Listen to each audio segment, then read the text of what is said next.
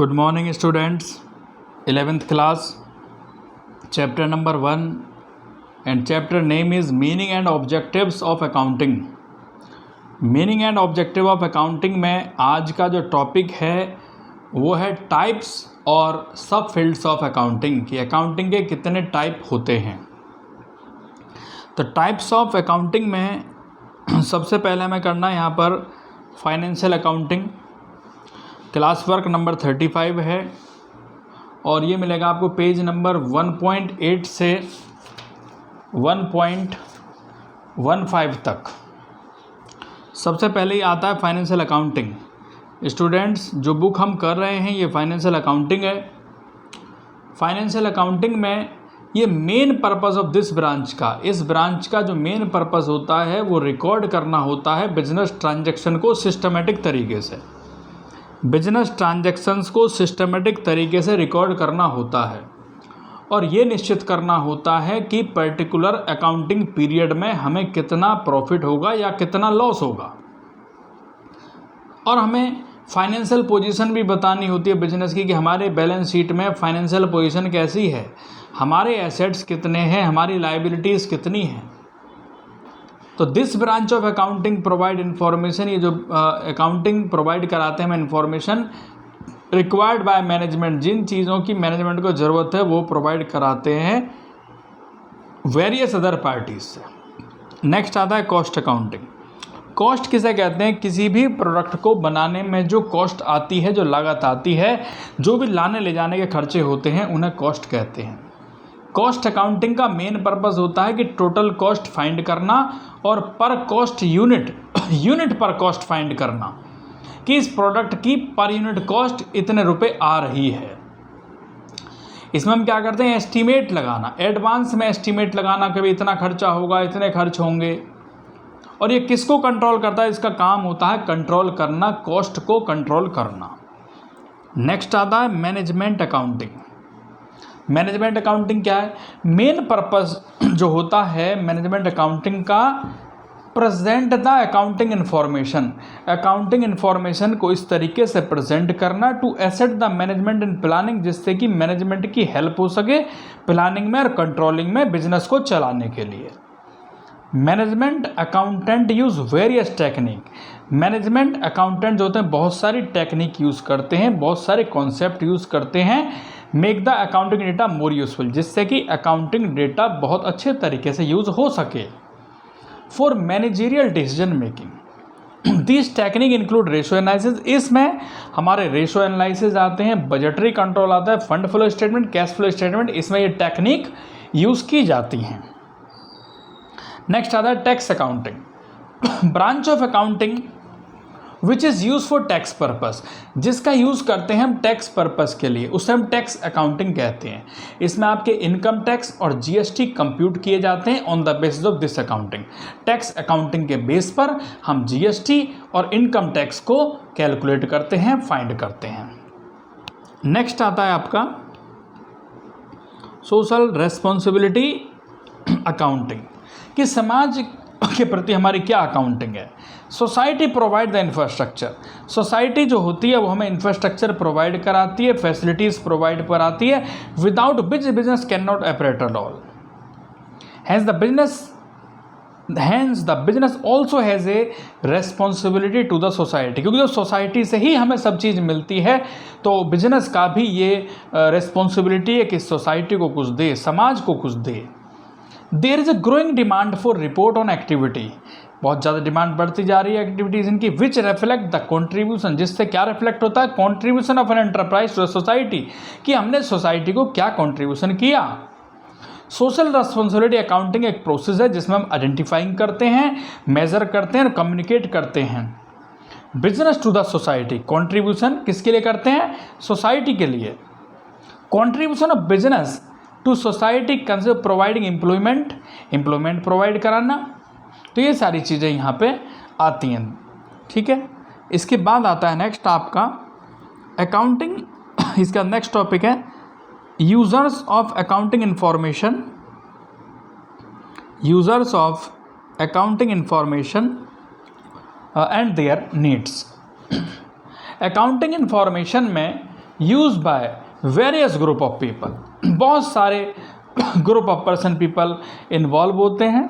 तो दो तरह के, there are mainly two type of group, दो तरह के ग्रुप होते हैं, एक इंटरनल यूज़र होते हैं, दूसरे एक्सटर्नल यूज़र होते हैं।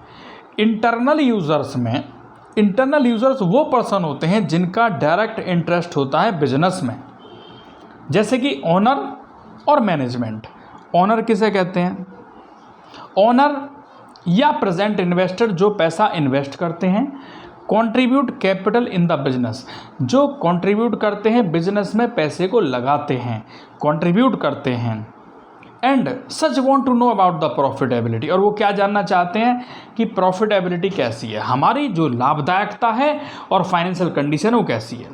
और वो ये भी जानना चाहते हैं कि हमारा प्रॉफिट इंक्रीज़ हो रहा है या डिक्रीज़ हो रहा है। What are the reason for increase, क्या रीज़न है हमारे प्रॉफिट के इंक्रीज़ होने के और क्या रीज़न है हमारे प्रॉफिट के डिक्रीज़ होने के। What is the value of fixed assets, हमारे फिक्स्ड एसेट्स की वैल्यू कितनी है, करंट एसेट्स की वैल्यू कितनी है, ये इन्फॉर्मेशन हमें यहाँ प्रोवाइड होती है। नेक्स्ट आता है मैनेजमेंट। मैनेजमेंट भी आपके इंटरनल यूज़र्स हैं। Management need accounting information, management को ज़रूरत होती है अकाउंटिंग इन्फॉर्मेशन की for the efficient and smooth running of business, कि बिजनेस को स्मूथ तरीके से चलाने के लिए।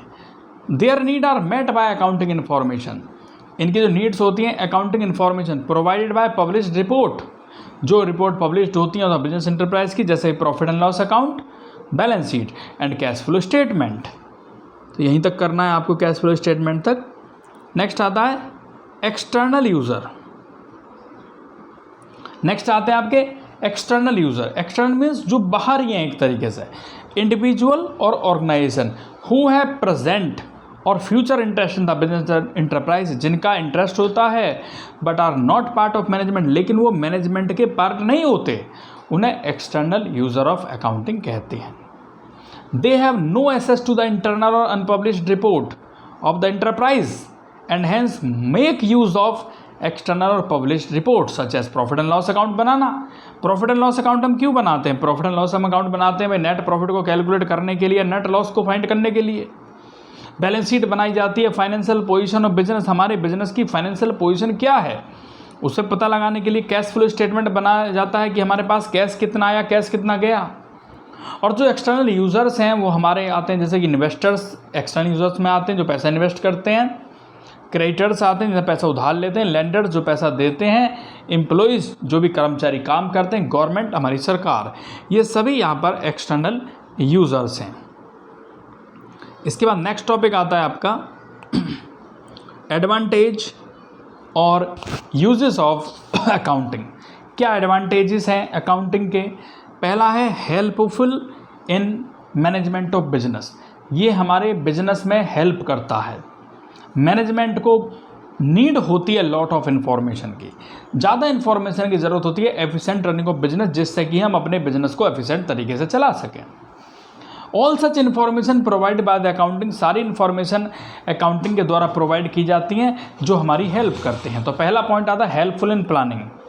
Management would like to know whether the sale are increase और डिक्रीजिंग, मैनेजमेंट ये जानना चाहता है कि हमारी सेल इंक्रीज़ हो रही है या डिक्रीज़ हो रही है, और वो ये भी जानना चाहता है कि मेरे जो कॉस्ट ऑफ प्रोडक्शन है वो कितनी तेज़ी से मेरा कॉस्ट ऑफ प्रोडक्शन बढ़ रहा है, यानी कि प्रोडक्ट की लागत बढ़ रही है। All such information provide by the accounting, ये सारी इन्फॉर्मेशन अकाउंटिंग के द्वारा प्रोवाइड की जाती हैं जो हेल्प करती हैं मैनेजमेंट को estimate the future sales and expenses, के फ्यूचर में हमारा कितना सेल्स होगा या फ्यूचर में हमारा कितना एक्सपेंसेस होगा। इट ऑल्सो हेल्प, ये हेल्प करते हैं हमें यहाँ पर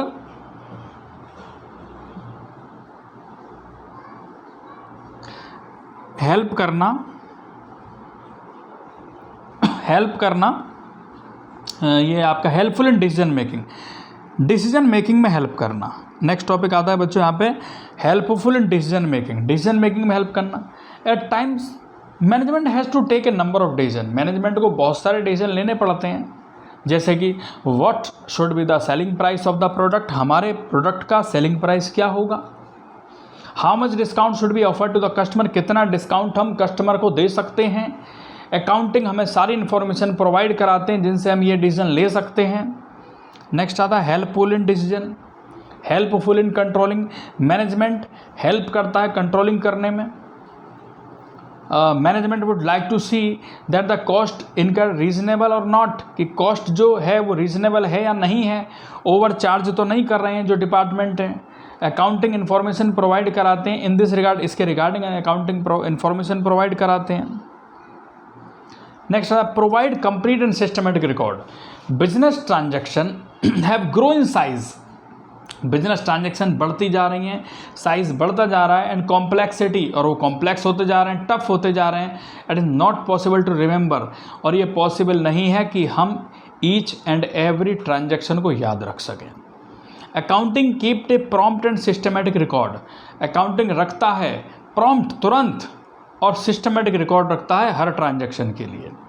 and summarise them in order to provide a true picture, और उसमें ट्रू पिक्चर बताई जाती है activity of the business entity.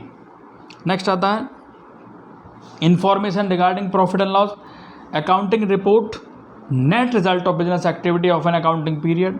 Profit and loss account prepare किया जाता है ईच अकाउंटिंग पीरियड के लिए, जो हमें ये डिस्क्लोज करता है कि हमारा नेट प्रॉफिट कितना होगा या हमारा नेट लॉस कितना होगा उस पर्टिकुलर पीरियड के दौरान।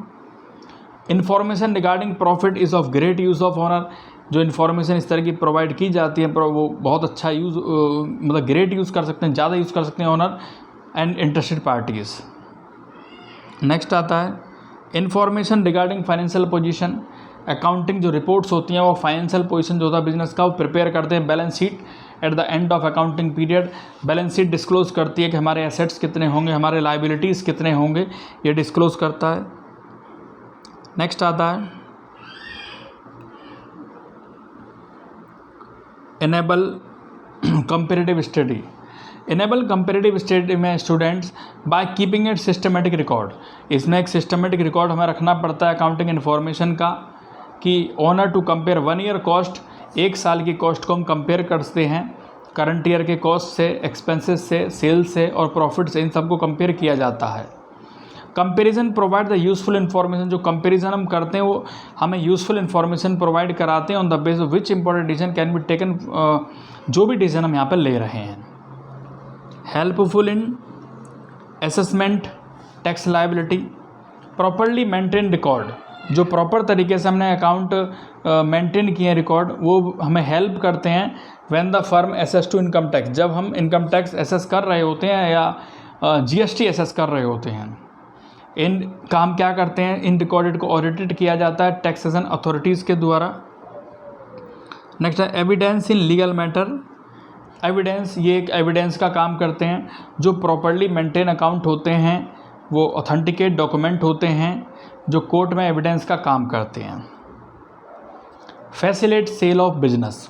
फैसिलेट सेल ऑफ बिजनेस में if a business entity is being sold, अगर हम बिजनेस इंडस्ट्री को सेल कर रहे हैं तो accounting information can be utilise, तो अकाउंटिंग इन्फॉर्मेशन को हम यूज़ कर सकते हैं to determine the proper purchase price, कि भाई ये प्रॉपर परचेज प्राइस हमारा कितना होगा, कि जो चीज़ हमने सेल की है, जो इंडस्ट्री हमने सेल की है उसका परचेज प्राइस कितना है। Helpful in raising loan. Accounting information is of great help, ये हेल्प करते हैं वाइल रेजिंग लोन, जब हम लोन रेज कर रहे होते हैं बैंक से या अदर फाइनेंशियल इंस्टीट्यूशन से, ये इंस्टीट्यूशन हमें लोन कि कितना लोन हम ले सकते हैं उस चीज़ में हेल्प करते हैं। नेक्स्ट आता है helpful in partnership account. Accounting record हमें हर तरह की इन्फॉर्मेशन प्रोवाइड कराते हैं कि एडमिशन के टाइम पर या रिटायरमेंट के टाइम पर या किसी की डेथ हो जाती है या फर्म डिसोल्यूशन हो जाती है, फर्म बंद हो जाती है, goodwill of the firm is also value on the basis of accounting record. Goodwill भी फर्म की हम वैल्यू की जाती है जब अकाउंटिंग रिकॉर्ड्स के लिए। नेक्स्ट आता है helpful in preventing and detecting error and fraud.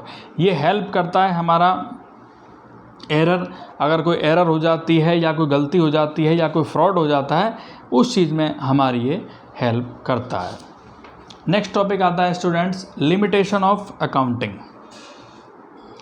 Limitation of accounting में सबसे पहले क्या लिमिटेशन अकाउंटिंग की, या ड्रॉबैक भी कह सकते हैं या एक डिसएडवांटेज भी कह सकते हैं। जैसे पहला है इन्फ्लुएंस बाय पर्सनल जजमेंट, ये पर्सनल जजमेंट से प्रभावित होता है, कि ये बहुत डिफ़िकल्ट है कि हम ये पता लगाएं कि हमारे एसेट्स की लाइफ कितनी होगी और उस पर डेप्रीसिएशन कितना कैलकुलेट किया जाएगा। तो इससे क्या होता है, influenced by personal judgement. Next आता है based on accounting concept and conventions. जो अकाउंट्स प्रिपेयर किए जाते हैं वो किए जाते हैं नंबर ऑफ अकाउंटिंग कॉन्सेप्ट और कन्वेंशंस के बेस पर। Profitability and financial position disclose करती है कि ये रियलिस्टिक नहीं है, ये असली नहीं है। फॉर एग्जांपल जो एसेट शो की जाती है बैलेंस शीट में वो हिस्टोरिकल कॉस्ट पर शो की जाती है। इसका मतलब होता है कि fixed asset shown eight there cost, वो उसकी कॉस्ट पर शो की जाती है, ना कि मार्केट वैल्यू पर। The value realise on that sale may be more और less value state in the balance sheet. ये करना है आपको इतना। नेक्स्ट आता है इनकम्प्लीट रिकॉर्ड। इनकम्प्लीट रिकॉर्ड में क्या है कि अकाउंटिंग स्टेटमेंट जो प्रोवाइड कराते हैं वो ओनली इनकम्प्लीट इन्फॉर्मेशन प्रोवाइड कराते हैं, क्योंकि एक्चुअल प्रॉफिट या एक्चुअल लॉस का तो हमें जब भी पता चल सकता है जब हम अपने बिजनेस को ही क्लोज डाउन कर दें। नेक्स्ट आता है ओमिशन ऑफ क्वालिटेटिव इन्फॉर्मेशन। इसमें हम क्वालिटेटिव इन्फॉर्मेशन को याद नहीं रखते, ओनली फाइनेंशियल इन्फॉर्मेशन को याद रखा जाता है। Accounting contain only those information which can be expressed in terms of money. जिन्हें हम मनी के टर्म्स में कर सकते हैं केवल उन्हीं को ही यहाँ लिखा जाता है, क्वालिटेटिव इन्फॉर्मेशन को हम यहाँ नहीं लिखते। नेक्स्ट आता है based on historical cost. Accounts जो प्रिपेयर किए जाते हैं वो हिस्टोरिकल कॉस्ट के बेस पर बनाए जाते हैं, ओरिजिनल कॉस्ट के बेस पर बनाए जाते हैं। Financial statement do not show the effect of changes in price level. इसमें ये नहीं शो किया जाता कि कितना प्राइस लेवल हमारा चेंजेस होगा।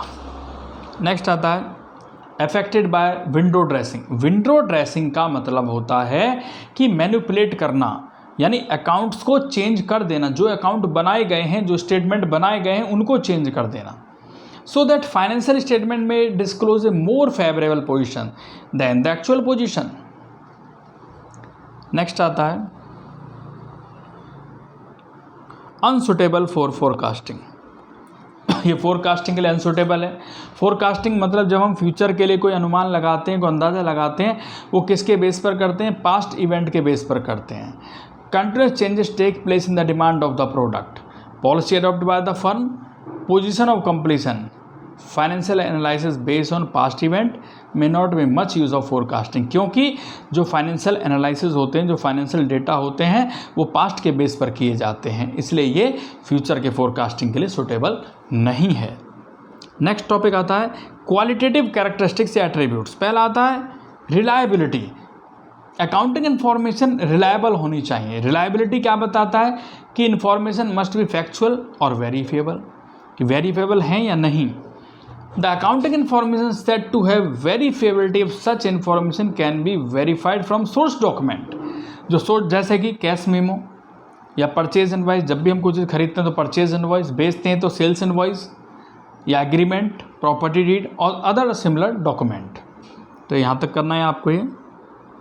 नेक्स्ट आता है रेलेवेंस। रेलेवेंस मतलब कितना रिलेटेड है, कि अकाउंटिंग इन्फॉर्मेशन जो डिपिक्टेड बाय फाइनेंशियल स्टेटमेंट ये रेलेवेंट होने चाहिए to the objective of enterprises. Unnecessary और irrelevant information should not be included. जो अननेसेसरी है या इररेलेवेंट इन्फॉर्मेशन है वो यहाँ पर फाइनेंशियल स्टेटमेंट में इंक्लूड नहीं किया जाता। नेक्स्ट आता है इसके बाद अंडरस्टैंडेबिलिटी। अंडरस्टैंडेबिलिटी से क्या मतलब है कि जो अकाउंटिंग इन्फॉर्मेशन है वो इस तरीके से प्रेजेंट होनी चाहिए, सिंपल और लॉजिकल मैनर में, जो हम समझ सकें इजीली उनके यूज़र्स को, जैसे इन्वेस्टर समझ सकें, लेंडर्स, एम्प्लॉय तो समझते ही हैं, इजीली समझ सकें। एक ऐसा पर्सन भी समझ सके does not have any knowledge of the accounting, जैसे अकाउंटिंग टर्मिनोलॉजी की नॉलेज नहीं है, should also be able to understand, वो भी उसे समझ सके विदाउट मच डिफिकल्टी, बिना किसी ज़्यादा डिफिकल्टी के। कंपेरेबिलिटी। कंपेरेबिलिटी का मतलब होता है स्टूडेंट कि कंपेयर करना, पास्ट ईयर की इन्फॉर्मेशन को करंट ईयर के साथ कंपैरिजन करना, यह आता है कंपेरेबिलिटी में। नेक्स्ट आता है फेथफुल प्रेजेंटेशन। जो फाइनेंशियल स्टेटमेंट आती है required to show a true fair view profitability, fair view दिखाते हैं। Financial position and cash flow of enterprise, application of appropriate accounting standard normal event and financial statement. तो ये आपको यहाँ तक करना है स्टूडेंट्स। और ये आपका फर्स्ट चैप्टर यहाँ पर कंप्लीट हुआ। तो स्टूडेंट्स यहाँ पर आपको ये अपनी नोटबुक में नोट करना है। Thank you.